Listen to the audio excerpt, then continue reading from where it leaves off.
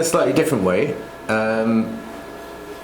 So yeah, like in terms of your household, then the heating household, particularly in colder countries, does take up a lot of the energy, and there's ways of improving that through efficiency. But I think the really important point to make about energy consumption generally is that we as individual consumers have relatively little control over the total amount of energy that's used. So lots of focus from certain environmental NGOs on saying stuff like you should switch your lights off or wear more jumpers is, it's a good idea, but it's not going to solve the problem. And there's actually much larger kind of forces behind why we're consuming energy. And that for me is always points back to the political systems that are driving it. Sorry to bang on about that, but I think it's kind of an important point. Before we switch it, can I ask you where you put hydro, geothermal and tidal on that? They'd be roughly, so can't even see it, somewhere around here-ish. It does vary, so yeah. Like, so very large scale hydro energy is pretty efficient actually, but on the other hand, if there's mega hydro projects that have created enormous environmental destruction as well. So all of these things we have to be sensible about them. So renewables are definitely the answer, but you have to do it well. And efficiency is also important, but we have to reduce overall consumption. That's the real thing we're aiming for. Yeah, well. Yeah, sorry. Yeah, I mean, I think you touched on quite a good point there, actually, which is a sort of subject of a future film, actually, which is a sort of conflict, a coming conflict, the way I see it, between sort of corporatism and localism. And I think there's a coming conflict, as to which is going to win out, actually. And what you're saying is there's big corporate interest in maintaining the types of systems we've got, actually. Very much so, yeah. And the localism camp is sort of more in a renewable sort of camp, really. That's right, yeah. So I mean, it's more to do with the politics of that, really. Yeah. So one thing stopping the development of renewables is precisely because they're much harder to get profits from. If you've got local grids with local renewable systems, then you can't have one big company that's sort of controlling it all as quite as easily.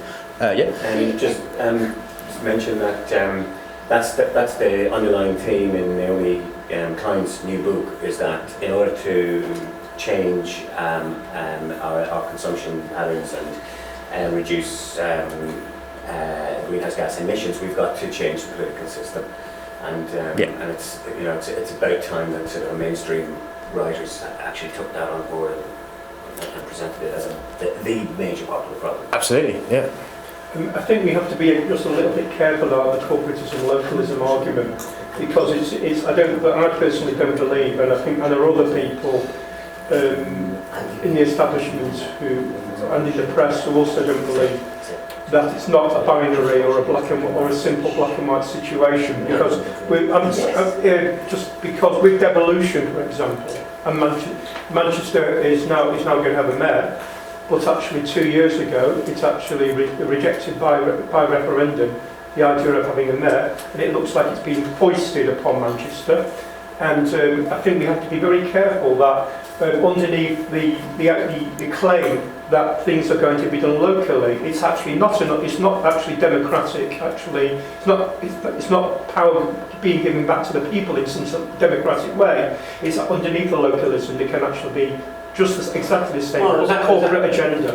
Exactly. But I mean, my point is actually, what actually needs to happen is a sort of a personal empowerment of people, actually, and that's the only way that a sort of localism can happen, is when people themselves become empowered, Okay, I think I'll try and move on. Yeah. So hopefully everyone's kind of got this idea about net energy, that we could be kind of rapidly are heading towards a net energy cliff, falling off the net energy cliff.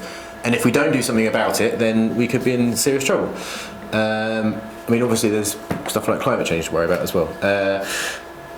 Yeah. So this is another kind of broad feature of unconventional fossil fuels, is that so they don't only require more energy to extract them, but they also require more other resources such as land and water, and they produce a lot of waste.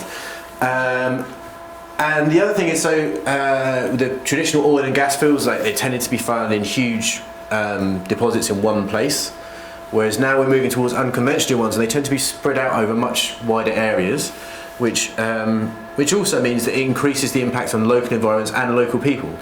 And that's why, in some cases, we're seeing like quite a strong resistance against them, which we'll come back to and hopefully have a bit of a discussion on.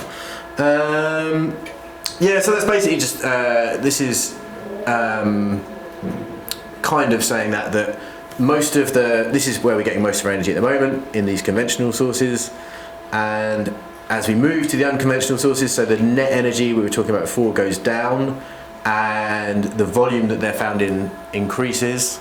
And this line is basically the limit according to the price and technology that we can extract, and that's moving down here. So these different forms slowly becoming economical to extract.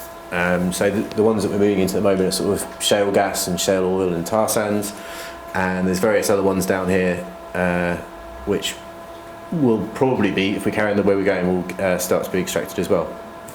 Yeah, that's all that diagram's saying, really. And yeah, so this is just a quick point about climate change, which is also obviously very important. What this diagram demonstrates is the total amount of carbon in the world resources of different types of fossil fuel. So we've got the conventional ones up here, that's oil, gas and coal. You can see we've got a massive, huge amount of coal left around the world. It is absolutely enormous. And this is the emissions to date, so this is how much we've already emitted to the atmosphere. This is how much we've already got in reserve. So maybe just explain the difference between reserves and resources. Reserves just means the amount that is already out there and you can extract at the current prices. And the resources is how much is out there but you can't necessarily afford to extract it yet. Anyway, so the point is that there's this very large amount of conventional fossil fuels, and then there's all this extra stuff in all the unconventional fossil fuels. So tight gas, methane hydrates, all of them, and they come up to this total, which is 14 trillion tons of carbon, which is rather a lot. And so I've based this on Hansen's latest research, where he says there's a limit the amount we can emit to the atmosphere while still avoiding the very worst effects of climate change. So we're already experiencing serious impacts of climate change. There's already enough carbon in the system to create quite a lot more warming, so it's definitely going to get substantially worse. But he's kind of saying there's this limit where if we stay within that, then we can avoid the really bad, what they tend to call like uncontrollable and irreversible impacts of climate change. Maybe I'll talk a bit more about that in a second. But anyway, so what he's saying is that there's the safe emission limit of 130 gigatons. That's this little dot here, and this is how much we've got left. So the very basic point to take from that is that we have to stop using fossil fuels, and not just that we've got to stop developing the unconventional ones, but there's already far too much in the conventional sources of fossil fuels as well. So it's quite a simple message. Oh, I'll come to you in 1 second. This other little dot down here is 34 gigatons, and that's an estimation that someone put on the total amount that you can store using carbon capture storage technology by the year 2050. So all you need to take from that is that it's a very small amount, and so all these fossil fuel companies that are saying, oh, it's okay, we can carry on with fossil fuels, we're just going to capture it and bury it, are talking nonsense. And actually, they know they're talking nonsense, but it's a very useful way of saying that we can carry on with the consumption of fossil fuels. Yeah, I just want to mention one more little thing about climate change, which is something that personally kind of like, I don't know, I think it's quite an important point. So a lot of people, when they look at graphs like this, or like, you know, graphs of increasing temperature around the world or increasing emissions, it's very easy to go, oh dear, we're in a very bad way, and there's absolutely no way we're going to be able to stop it. And one of the things that kind of that fuels that sort of defeatism or that sort of pessimism is when people describe it as there being a tipping point, and then if we go beyond that, then it's runaway climate change where there's nothing we can do about it. It's going to be out of our control completely. And actually, it's not quite like that. It's a bit more complicated. So there are these tipping points in the Earth climate system where if we go beyond a certain amount of heating, say the Arctic may completely disappear in the summer, and that will lead to further warming. But it doesn't mean that we've got one tipping point that will then trigger another one, and then trigger another one, and there's nothing we can do about it.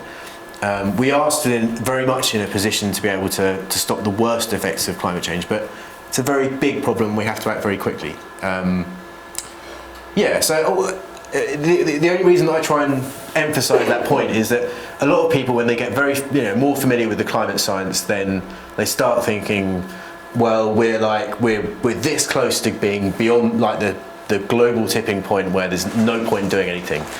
And that's not the case. It could be that we go beyond one tipping point and we stop emissions enough just to stop the next one